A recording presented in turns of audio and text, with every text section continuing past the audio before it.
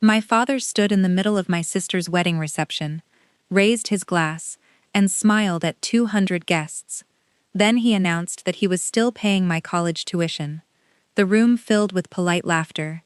People looked at me with sympathy. My sister smirked. My mother looked proud. They thought they were putting me in my place. What nobody in that room knew was that I hadn't needed their tuition money for months. I'd already graduated. I already had a career. I was already earning more than the groom sitting beside my golden child sister. So when my father handed me the microphone, expecting a thank you speech, he accidentally gave me something far more dangerous: the truth. And within 5 minutes, the entire wedding changed. My sister Emily had been the center of my parents' universe for as long as I could remember. When she got B's in middle school, they hired a private tutor.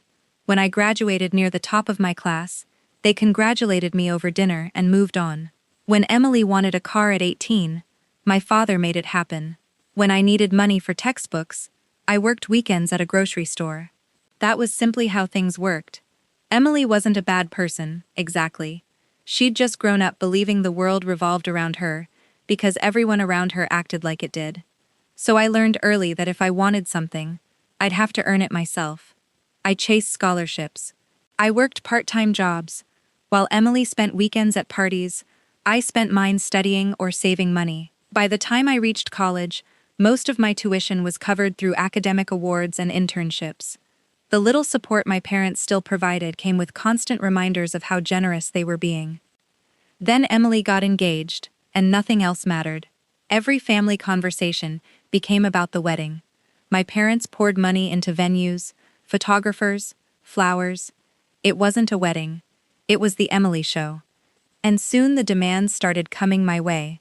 Every planning meeting, every rehearsal, every dinner. When I declined, even politely, they acted offended. 3 weeks before the wedding, my phone rang. My father didn't waste time with small talk. "You've been disappointing this family lately," he said. "You keep skipping wedding events. Emily is hurt. Frankly, we're all tired of your attitude." Then came the ultimatum. "If you don't show up and support your sister properly, we're done paying your tuition." There it was. The same threat they'd used for years whenever they wanted control. Except this time, it didn't work, because the version of me they thought existed no longer did. I'd graduated nearly 6 months earlier. I'd accepted a remote position at a growing software company shortly after, and between salary and contract work, I was already earning more than Emily's fiancé. Nobody in my family knew, not because I was hiding it, but because nobody had bothered to ask. My father kept talking. "You need to remember who's helped you get where you are." I stared out the window and let him finish. "Of course," I said calmly. The confidence returned instantly to his voice. He thought he'd won. When the call ended, I sat there smiling. For the first time in my life, they were pulling a string that wasn't attached anymore. Over the next 2 weeks, Emily's demands got even bigger. Rehearsals, hosting duties, a speech praising her and her fiancé. I agreed to everything, and that surprised everyone. My parents turned cheerful again. Emily acted victorious. They assumed the tuition threat had pulled me back into line. I let them believe it. Then 2 days before the wedding, I received a copy of the reception program, and reading it, I understood exactly why they wanted me there. The ceremony itself was uneventful. Vows, applause, photos, dinner. The real event started at the reception. Printed inside every program was a section called Family Tributes. My mother stood first, talking about Emily's achievements, then gradually shifting toward sacrifice, the financial support, the years of hard work parents put in for their children. Then my father took the microphone. He praised Emily and her husband as examples of responsibility and success. Then, without naming me directly, he started talking about younger family members who still needed guidance, people who should appreciate parental support, people who weren't quite established yet. Several guests turned toward me. I understood the plan instantly. They wanted Emily and her husband framed as the successful adults, and me as the struggling sibling, still living off mom and dad. Then came the final blow. My father smiled at the crowd and mentioned the tuition money he was supposedly still paying. A few guests nodded sympathetically. Emily looked pleased with herself. Then my father turned and extended the microphone toward me, expecting gratitude. Instead, he handed me control of the entire room. I stood, took the microphone, and the room went silent. First, I said, I'd like to congratulate Emily and Ryan. I genuinely wish you both a happy future. Nods all around. And I want to thank my family for the support they've given me over the years. My father smiled wider. That smile didn't survive what came next. Although, I said, I was a little surprised to hear so much concern tonight about my tuition.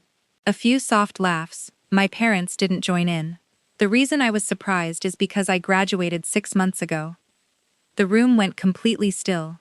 My mother's smile froze. My father blinked. I kept going, calm, unhurried. I graduated early, thanks to scholarships, internships, and some very long nights. I accepted a full-time position shortly after and have been working ever since. Now people were paying real attention, the kind my family had never given me. My parents may not have known that, I added, because we've mostly talked about wedding plans for the last year. Uncomfortable chuckles. My father's face went red. The good news is, nobody needs to worry about my tuition anymore. It's already handled. I paused, and the room leaned in. As for financial stability, I'm doing just fine. Better than fine, actually. My income is already higher than I ever expected this early. A stunned silence spread through the room. The story my parents had built all evening was collapsing in real time. Then a guest near the front raised her hand.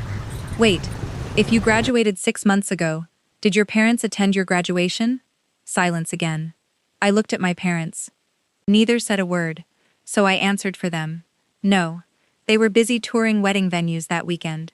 Nobody needed an explanation after that. The pattern spoke for itself. My parents tried changing the subject. Emily tried redirecting attention back to the reception. But the atmosphere had already shifted. The story everyone had been told no longer matched reality. I handed back the microphone, congratulated the newlyweds one last time, and returned to my seat. Not long after, I quietly left. Outside, I felt lighter than I had in years. I'd never wanted revenge. I just wanted the truth told correctly, in the room where the lie had been performed. Over the following months, my career kept growing, my savings kept growing, and I stopped measuring my worth through my family's approval. Eventually, my parents reached out. For the first time, I set clear boundaries, and for the first time, they had no leverage left to push against. My parents believed tuition gave them power over my future. What they never realized was that I'd already built one without them.